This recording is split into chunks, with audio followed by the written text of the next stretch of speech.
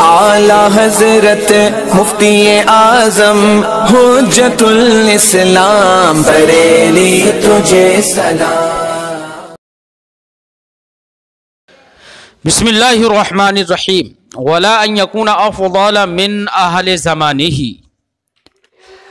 صاحب عقائد آج اس سبق میں یہ بتا رہے ہیں کہ امام کے لیے جس طرح سے معصوم ہونا شرط نہیں ہے، ویسے ہی امام کے لیے اپنے زمانے میں سب سے افضل ہونا بھی یہ شرط نہیں ہے۔ کیوں؟ اس لیے کہ امام کا کام ہے تنفیذ احکام، اقامت حدود وغیرہ، یا اس طرح کے سارے کام امام کے ذمے ہوتے ہیں، اور یہ فضیلت کی بنا پر نہیں، کمال کی بنا پر یہ کام نہیں ہوتا ہے، بلکہ یہ سارے کام آدمی کی تدبیر کی بنا پر ہوتے ہیں۔ بسا اوقات ایسا ہو سکتا ہے کہ ایک کم علم و فضل والا آدمی، کم کمالات اور فضائل رکھنے والا آدمی زیادہ بہتر طریقے سے یہ سارے کام انجام دے دے۔ یہ ممکن ہے اور ہو سکتا ہے اور ہوتا بھی ہے۔ اس لیے امام کے لیے اپنے زمانے میں سب سے افضل ہونا یہ مشروط، یہ شرط نہیں ہے۔ فرماتے ہیں ولا ان یکون افضل من اہل زمانہ، اور یہ بھی شرط نہیں ہے کہ اپنے زمانے والوں میں سب سے افضل ہو۔ کیوں؟ لأن المساوی فی الفضیلۃ بل المفضول الاقل علما وعملا، کیونکہ وہ شخص جو فضیلت میں مساوی ہو بلکہ مفضول ہو، افضل نہیں بلکہ مفضول ہو، الاقل علما وعملا، اور علم و عمل میں جو کم تر ہو، ربما کان اعرف بمصالح الامامہ، وہ امامت کی مصلحتوں کو بسا اوقات زیادہ جانتا ہے اور اس کے مفاسد کو زیادہ جانتا ہے، وَأَقْدَرَ عَلَى الْقِيَامِ بِمَوَاجِبِهَا، اور امامت کے مقتضیات کو انجام دینے میں زیادہ قادر ہوتا ہے، خصوصاً اذا کان نصب المفضول ادفع للشر، خصوصاً اس وقت جب کہ مفضول کو نصب کرنا، مفضول کو مقرر کرنا یہ شر کو دفع کرنے کے لیے ہو اور فتنے کو اٹھانے سے دور کرنے کے لیے ہو، یعنی فتنے کو دبانے کے لیے ہو۔ وَلِهَذَا جعل عمر الامامت شورى بین الستۃ مع القطع بان بعضهم افضل من بعض۔ یہی وجہ ہے کہ حضرت عمر فاروق رضی اللہ تعالیٰ عنہ نے کسی ایک آدمی کو منتخب نہیں کیا، بلکہ 6 لوگوں کے درمیان مشورے پر امامت کو چھوڑ دیا اور کہا کہ آپس میں مشورہ کر لیں، کون کس کو منتخب کرے وہ آپ لوگ مشورہ کر کے منتخب کر لیں۔ تو مشورے پر چھوڑ دیا حضرت عمر فاروق نے، حالانکہ عمر فاروق رضی اللہ تعالیٰ عنہ تو یہ جانتے تھے کہ ان 6 لوگوں میں کون زیادہ فضیلت والا ہے۔ تو افضل ہونا اگر شرط ہوتا تو حضرت عمر فاروق ضرور کسی افضل کو منتخب فرما دیتے، لیکن اور مشورے پر نہیں چھوڑتے، لیکن مشورے پر چھوڑ دیا۔ اس کا مطلب یہ ہے کہ افضل ہونا شرط نہیں ہے، بلکہ سائس ہونا، مدبر ہونا یہ ضروری ہے، تو اسی لیے مشورے پر چھوڑا۔ فرماتے ہیں وَلِهَذَا جَعَلَ عمر، اسی لیے حضرت عمر رضی اللہ تعالیٰ عنہ نے امامت کو چھوڑ دیا شورى بین الستۃ، 6 لوگوں کے درمیان مشورے پر، مع القطع، یقین کے، حالانکہ یہ اس بات کا یقین ہے کہ بأن بعضهم افضل من بعض، کہ ان میں سے بعض سے افضل تھے۔ فإن قیل، اگر اعتراض کیا جائے کیف یصح جعل الامامۃ شورى بین الستۃ مع انه لا يجوز نصب امامین فی زمان واحد، اگر کوئی اعتراض کرے کہ حضرت عمر فاروق رضی اللہ تعالیٰ عنہ نے 6 کے درمیان مشورے پر امامت کو چھوڑ دیا کہ مشورہ کر لیں، جبکہ ایک وقت میں 2 اماموں کو مقرر کرنا، 2 اماموں کا ہونا تو جائز نہیں ہے، یہاں تو 6 کیسے ہو گئے؟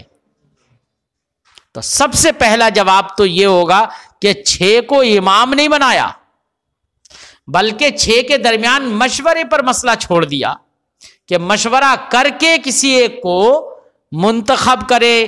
تو مشورے پہ چھوڑنے کا مطلب یہ کب ہے کہ 6 کو وہاں پر خلیفہ بنا دیا یا امیر بنا دیا، امام بنا دیا؟ یہ کب اس سے سمجھ میں آتا ہے؟ اور علی سبیل تنزل مانوی لیں کہ 6 کو امام بنا دیا، 6 کو بنانا لازم آ رہا ہے، سمجھے نہیں؟ تو پھر 6 تو پھر یہ اعتراض یہ پڑے گا کہ 2 اماموں کو جب جائز نہیں ہے تو 6 کیسے؟ تو جواب یہ ہے علی سبیل التنزل، کہ مان بھی لیں کہ 6 کو یہاں پر امام بنا دیا، یہی مان لیں تھوڑی دیر کے لیے، تو جواب یہ ہوگا کہ 2 اماموں کو مقرر کرنا جائز نہیں ہے، یہ 2 مستقل اماموں کو مقرر کرنا جائز نہیں ہے۔ کیوں؟ اس لیے کہ دونوں مستقل اگر امام ہوں گے تو ہر ایک کی پیروی دوسرے پر لازم ہو جائے گی۔ کیا ہو جائے گی؟ ہر ایک کی پیروی دوسرے پر لازم ہو جائے گی، تو یہ اس کی اطاعت کرے، وہ اس کی اطاعت کرے، اور یہ مشکل ہے۔ اس لیے 2 مستقل اماموں کو مقرر کرنا جائز نہیں ہے، اور جہاں پر 6 کو مقرر کیا، 6 کو مقرر کرنے کا مطلب یہ نہیں ہے کہ 6 مستقل ہیں، سمجھے نہیں؟ ہاں، فرماتے ہیں اس لیے حکم تو ایک ہی دے گا، اطاعت ایک ہی کی جائے گی، یہاں پر احکام متضادہ کا اجتماع لازم نہیں آئے گا۔ فرماتے ہیں قلنا، ہم جواب دیں گے غیر الجائز، فإن قیل، اگر اعتراض کیا جائے کیسے صحیح ہے امامت کو چھوڑنا 6 کے درمیان باوجود اس کے کہ 2 اماموں کو مقرر کرنا جائز نہیں ہے ایک زمانے میں؟ قلنا، ہم جواب دیں گے غیر الجائز ہوا نصب امامین مستقلین، جو جائز نہیں ہے وہ 2 مستقل اماموں کو مقرر کرنا جائز نہیں ہے۔ تجب اطاعت کل منہم علی الانفراد، کے دونوں میں سے ہر ایک کی اطاعت علی سبیل الانفراد ایک دوسرے پر واجب ہو۔ کیوں؟ لما یلزم فی ذالک من امتثال احکام متضادہ، کیونکہ دونوں میں سے ہر ایک کی اطاعت واجب اگر ہوگی ہر ایک دوسرے پر، تو پھر احکام متضادہ کی بجا آوری یہاں پر لازم آئے گی۔ واما فی الشورى، رہا مشورے کے سلسلے میں، فالکل بمنزلۃ امام واحد، تو 6 کے 6 سب کے سب ایک امام کے درجے میں ہیں۔ بات سمجھ میں آ گئی؟ وَيُشْتَرَطُ أَن يَكُونَ مِنْ أَهْلِ الْوِلَایَةِ الْمُطْلَقَةِ الْكَامِلَةِ، اور شرط یہ لگائی جائے گی امام میں، یہ جو مذکورہ باتیں ہوئیں کہ معصوم ہونا شرط نہیں ہے، اب افضل ہونا شرط نہیں ہے، پھر شرط کیا ہے؟ وہ شرائط یہاں پر ذکر کر رہے ہیں امام کے لیے۔ فرماتے ہیں کہ امام کے لیے یہ شرط ہے کہ ولایت مطلقہ کاملہ کا اہل ہو، ولایت مطلقہ کاملہ کے اہل سے ہو۔ ولایت مطلقہ، ولایت کا مطلب ہوتا ہے تصرف کرنا، کیا کرنا ہے نا، اور ولایت مطلقہ کاملہ سے اشارہ اس بات کی طرف کیا کہ ولایت مطلقہ کا ناقصہ کا اہل نہ ہو۔ اگر کوئی ولایت مطلقہ ناقصہ کا اہل ہے تو اس کا امام بنانا صحیح نہیں ہوگا۔ ولایت مطلقہ ناقصہ یہ ہے کہ جو شخص اپنے معاملات میں تصرف کر لیتا ہو تو اس کو کہا جائے گا کہ یہ اس کے لیے ولایت مطلقہ ناقصہ ہے، اور جو شخص اپنے معاملات کے ساتھ ساتھ تنفیذ احکام بھی کر سکتا ہو، دوسرے کے معاملات کو بھی دیکھ سکتا ہو، تو اس کو کہیں گے کہ ولایت مطلقہ کاملہ ہے۔ تو امام کے لیے ولایت مطلقہ کاملہ ہونا شرط ہے، ناقصہ نہیں، کیونکہ امام کو تنفیذ احکام بھی کرنا ہے، اقامت حدود بھی کرنا ہے، تجویز صغائر بھی کرنا ہے۔ بات سمجھ میں آئی؟ تو اس کے لیے ولایت مطلقہ کاملہ چاہیے۔ فرماتے ہیں وَيُشْتَرَطُ، و شرط لگائی جاتی ہے کہ ان یکون من اہل الولایت المطلقۃ الکاملہ، کہ وہ اہل ولایت مطلقہ کاملہ سے ہو۔ اہل ولایت مطلقہ کاملہ کیا ہے؟ کون شخص ہوگا ولایت مطلقہ کاملہ والا؟ تو فرماتے ہیں کہ اس کے لیے یہ چیزیں ہیں، کیا؟ اے مسلم ہو، حرن آزاد ہو، ذکرن مذکر ہو، عاقل ہو، بالغ ہو، یہ چیزیں شرط ہیں۔ اذ ما جعل اللہ للکافرین علی المؤمنین سبیلا، کس کا یہ امام بنے گا؟ مسلمانوں کا نا، اس لیے کافر نہ ہونا شرط ہے، مسلم ہونا شرط ہے، مسلم ہونا شرط ہے۔ اگر کافر ہوگا تو وہ امام نہیں ہو سکتا، مسلمان ہوگا. کیوں؟ اس لیے کہ امام جو ہوتا ہے وہ حاکم ہوتا ہے، اس کا حکم چلتا ہے، اور اللہ رب العزت کافروں کو مسلمانوں پر کوئی راستہ نہیں دیتا ہے. اس لیے کافر نہیں ہونا چاہیے بلکہ مسلم ہی ہونا چاہیے. اس لیے مسلم ہونا شرط ہے، کیونکہ اللہ نے کیونکہ ما جعل اللہ للکافرین علی المؤمنین سبیلا، کیونکہ اللہ رب العزت نے مسلمانوں پر کافروں کے لیے راہ نہیں رکھی ہے. والعبد، اور غلام ہونا، آزاد ہونا شرط ہے، غلام نہیں ہو. کیوں؟ اس لیے کہ غلام تو اپنے مولا کی خدمت ہی میں لگا رہے گا تو دوسرے کام کیا کرے گا. اور دوسری یہ کہ غلام جو ہے لوگوں کی نظروں میں اس کی وہ حیثیت اور اہمیت اور وہ عزت نہیں ہوتی ہے جو ایک آزاد کی ہوتی ہے. اگر اس کو سلطان بنا دیا، اس کو امام بنا دیا جائے تو ایسی صورت میں تو لوگ اس کو حقیر نظر سے دیکھیں گے اور اس کی بات نہیں مانیں گے. حالانکہ یہاں پر مقصود کیا ہے؟ بات کو منوانا، امور دین کو نافذ کرنا، اور اس کو لوگ تسلیم نہیں کریں گے. فرماتے ہیں والعبد مشغول بخدمت المولا، عبد جو ہے وہ تو مولا کی خدمت میں مشغول ہوتا ہے، مستحقراً فی اعین الناس، لوگوں کی نگاہوں میں حقیر ہوتا ہے. والنساء، اور عورت کا ہونا، عورت نہیں ہونا چاہیے، ذکراً مذکر ہی ہو. کیوں؟ اس لیے کہ والنساء ناقصات عقل و دین، کیونکہ عورتیں جو ہوتی ہیں وہ عقل میں بھی ناقص ہوتی ہیں اور دین میں بھی ناقص ہوتی ہیں، ہے نا. جیسے کہ حدیث پاک میں ہے ہن ناقصات العقل والدین. والصبی، ایسے ہی عاقل ہونا چاہیے، بالغ ہونا چاہیے. کیوں؟ اس لیے کہ عاقل نہیں ہے بلکہ بچہ ہے. ایسے ہی وہ عاقل نہیں ہے بلکہ مجنون و پاگل ہے، بالغ نہیں ہے بلکہ بچہ ہے. تو یہ بچہ ہو یا مجنون ہو، یہ دونوں کے دونوں قاصر ہیں امور کی تدبیر سے. قاصر ہوتے نہیں ہوتے؟ ارے اپنے امور میں تو امور کی تو تدبیر نہیں کر پائیں گے تو دوسرے کی کیا کریں گے. فرماتے ہیں والصبی والمجنون قاصران عن تدبیر الامور، اور صبی و مجنون دونوں قاصر ہیں تدبیر امور سے. والتصرف فی مصالح الجمہور، اور جمہور کے مصلحتوں میں تصرف کرنے سے یہ کیا ہوتے ہیں؟ قاصر ہوتے ہیں. سائسن، تو اہل ولایت مطلقہ کاملہ سے ہو، اور دوسری شرط کیا ہے؟ سائس ہو. کیا ہو؟ سائس ہو. سائس کا مطلب سیاست داں ہو. کیا ہو؟ سیاست داں ہو. اسی کی تفسیر کرنا ہے مالک للتصرف فی امور المسلمین بقوت رأیہ ورؤیتہ ومعونت بأسہ وشوکتہ. یعنی سائز کا معنی یہ ہے کہ مسلمانوں کے امور میں تصرف کرنے کا مالک ہو اپنی قوت رائے کی بنا پر، اپنے دیداوری کی بنا پر، اور اپنے جاہو شوکت اور اپنے روب و دبدبا کی بنا پر، ہے نا. اگر کوئی فیصلہ کر دے لوگ اس کے ماننے پر مجبور ہوں. قادرن بعلمہ وعدلہ وکفایتہ وشجاعتہ علی تنفیذ الاحکام، اور اپنے عدل و علم کی بنا پر، اپنے شجاعت و بہادری کی بنا پر احکام کو نافذ کرنے پر قادر بھی ہو. کیا ہو؟ یہ چیزیں شرط ہیں. وحفظ حدود دار الاسلام، اور دار الاسلام کے حدود کی پاسداری پر قادر ہو. وانصاف المظلوم من الظالم، و مظلوم کا ظالم سے انصاف، مظلوم کو ظالم سے انصاف دلانے پر قادر ہو.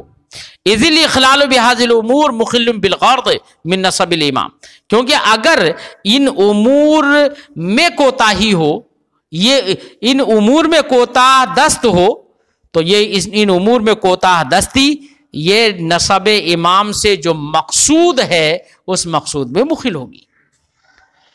ولا ينعزل الامام بالفسق، اور احناف کے نزدیک فسق کی بنا پر امام معزول نہیں ہوگا. فسق کی بنا پر.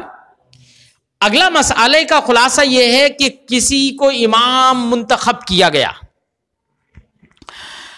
اب اس کے بعد میں وہ فسق و فجور میں، یعنی امام منتخب ہونے کے بعد فسق و فجور میں وہ مبتلا ہو گیا، تو ایسی صورت میں کیا اس کے فسق و فجور کی بنا پر وہ امامت، منصب امامت سے معزول ہوگا یا نہیں ہوگا؟ امام شافعی علیہ رحمت و رضوان یہ فرماتے ہیں کہ وہ فسق و فجور کی بنا پر اپنے منصب امامت سے معزول ہو جائے گا. یا بادشاہ اس کو معزول کر دے گا. لیکن احناف یہ کہتے ہیں کہ فسق و فجور کی بنا پر وہ معزول نہیں ہوگا. بات سمجھ میں آ گئی؟ یہ مختلف فی مسئلہ ہے. پھر اس میں شقیں الگ الگ ہیں. بہرحال احناف کا مذہب صحیح یہی ہے کہ فسق و فجور کی وجہ بنا پر وہ معزول تو نہیں ہوگا، لیکن فاسق امام کی تقلید صحیح نہیں ہوگی. احناف کے نزدیک بھی فاسق امام کی تقلید صحیح نہیں ہوگی. اچھا، اس کی دو صورتیں اور ہیں. ایک صورت تو یہ ہے کہ کسی شخص کو امام بنایا جا رہا ہے تو امام بنانے سے پہلے وہ فاسق ہے یا نہیں ہے. اگر امام بنانے سے پہلے بھی وہ فاسق ہے تب بھی لوگوں نے امام اسے بنا دیا، تو اگر بعد میں فسق و فجور کرے تو اس سے کوئی فرق نہیں پڑتا. کیوں؟ اس لیے کہ جب ابتداءً لوگ اس کو امام بنانے پر راضی ہیں تو بقاءً بھی راضی رہیں گے، اس لیے معزول نہیں ہوگا. اور ایک صورت یہ ہے کہ ہمارے کچھ علماء نے فرمایا کہ اگر ابتداءً تو وہ صحیح و سالم تھا، عادل تھا، لوگوں نے اسے امام بنا دیا، سلطان نے اسے امام مقرر کر دیا، اب بعد میں اس نے فسق و فجور کر دیا، مثلا قاضی بنا دیا تھا، تو قاضی بنانے کی صورت میں وہ فیصلے کرنے لگا رشوت لے کر، تو فاسق ہو گیا. تو ہمارے کچھ علماء یہ فرماتے ہیں کہ ایسی صورت میں اس کی تقلید صحیح نہیں ہوگی اب، اور اس کو وہ سزاوار ہوگا.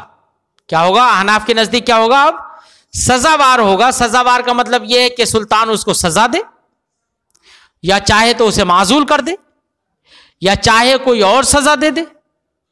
سمجھے نہیں؟ کیوں؟ اس لیے کہ لوگوں نے یا سلطان نے اس کو امام بنایا ہے اس لیے کہ وہ پہلے عادل تھا، تو اس کی عدالت کی بنا پر بنایا گیا تھا. اب وہی جس کی بنا پر بنایا گیا وہ ہو گیا فوت، وہ امر ہو گیا فوت، عدالت ہو گئی فوت.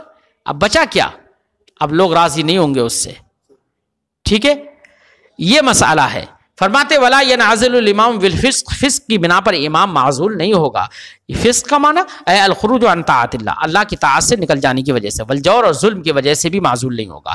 یعنی الظلم علی عباد اللہ، اللہ کے بندوں پر ظلم کرنے سے معزول نہیں ہوگا. کیوں؟ لأنه قد ظهر الفسق وانتشر الجور من الائمة والامراء بعد الخلفاء الراشدین، کیونکہ خلفائے راشدین کے بعد ائمہ اور امراء سے ظلم و ستم پھیلا بھی ہے، فسق و فجور کا ظہور بھی ہوا ہے. والسلف کانوا ینقادون لهم، حالانکہ بزرگان دین ہمارے ان کے لیے جھکتے بھی تھے. ویقیمون الجمعہ والاعیاد باذنہم، اور ان کے حکم پر ان کی اجازت سے جمعہ اور عیدین کو قائم بھی کرتے تھے. ولا یرون الخروج علیہم، اور ان کے خلاف بغاوت بھی نہیں کرتے تھے، ہے نا. اگر معزول ہو جاتا امام فسق و فجور کی بنا پر تو ہمارے ائمہ کرام ایسے حاکموں کو، ایسے اماموں کو معزول کر دیتے، یا ان کے معزول نہیں کر سکتے تھے تو کم سے کم ان کے خلاف بغاوت تو ضرور کرتے، علم بغاوت ضرور بلند کرتے. اور دوسری بات یہ بھی ہے وَلِأَنَّ الْعِصْمَةَ لَيْسَتْ بِشَرْطِ الْإِمَامَةِ ابتداءً، عصمت تو ابتداءً بھی امامت کے لیے شرط نہیں ہے نا. فبقاءً اولا، تو بقاءً بھی نہیں ہوگی، یہ بدرجہ اتم. وعن الشافعی، امام شافعی سے یہ مروی ہے کہ ان الامام ینعزل بالفسق والجور، کہ امام جور و ستم، ظلم و ستم اور فسق کی بنا پر معزول ہو جائے گا. وقضا کل قاض و امیر، ایسے ہی ہر قاضی اور ہر امیر بھی فسق و فجور کی بنا پر کیا ہو جائے گا؟ معزول ہو جائے گا. تو عدالت امام شافعی کے نزدیک جواز تقلید کے لیے شرط ہے کہ تقلید تبھی جائز ہے جبکہ عادل ہو، لہذا فاسق کا قاضی ہونا ان کے نزدیک صحیح نہیں ہوگا. کیوں؟ اس لیے کہ امام شافعی کے نزدیک فاسق، جب ان کے نزدیک شہادت کا اہل بننے کے لیے ضروری ہے عادل ہونا، تو فاسق ان کے نزدیک اہل شہادت سے ہی نہیں ہے. تو جب اہل شہادت سے نہیں ہے لہذا وہ اہل قضا بھی نہیں ہو سکتا۔ فرماتے ہیں امام شافعی کے نزدیک امام معزول ہو جائے گا فسق و فجور کی بنا پر، ایسے ہی ہر قاضی اور امیر بھی۔ واصل المسئلہ، اصل مسئلہ یہ ہے کہ ان الفاسق لیس من اہل الولایت عند الشافعی، امام شافعی کے نزدیک فاسق اہل ولایت سے نہیں ہے۔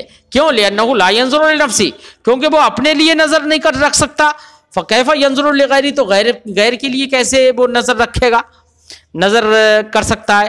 وعند ابی حنیفہ هو من اہل الولایہ، اور امام اعظم ابو حنیفہ رحمۃ اللہ تعالی علیہ کے نزدیک وہ اہل ولایت سے تو ہے لیکن فاسق کی تقلید کرنا مناسب نہیں ہے۔ یہ تو احناف بھی کہتے ہیں کہ اہل ولایت سے تو ہے لیکن اس کی تقلید مناسب نہیں ہے۔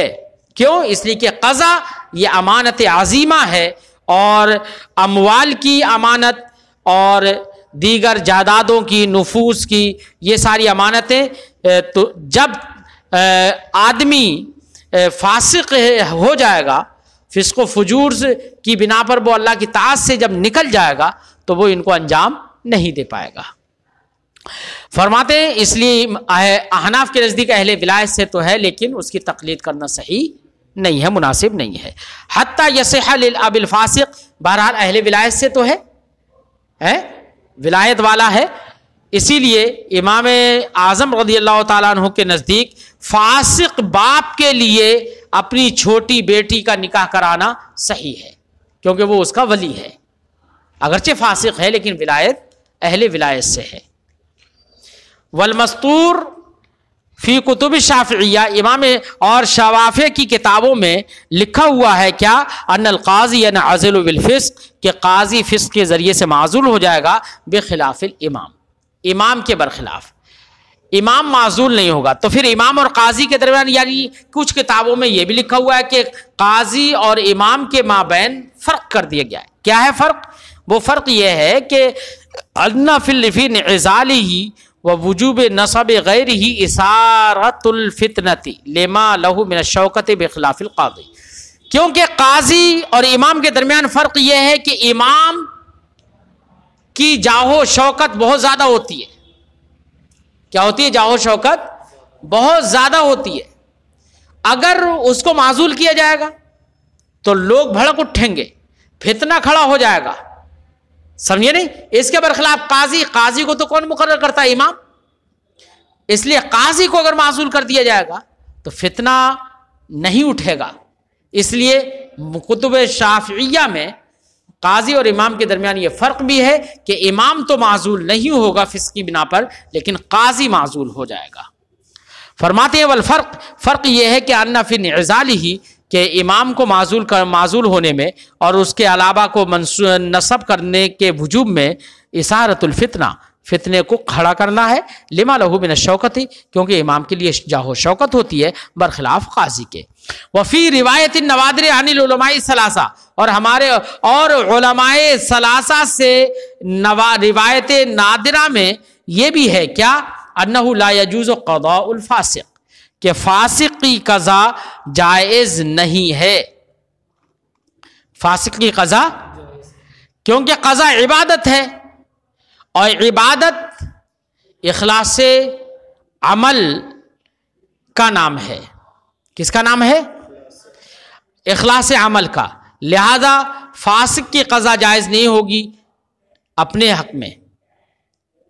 لہذا جب وہ شخص کسی حادثے میں اگر رشوت وغیرہ لے کر فیصلہ کر رہا ہے تو فاسق ہو رہا ہے، تو اس کی قضا جائز نہیں ہوگی۔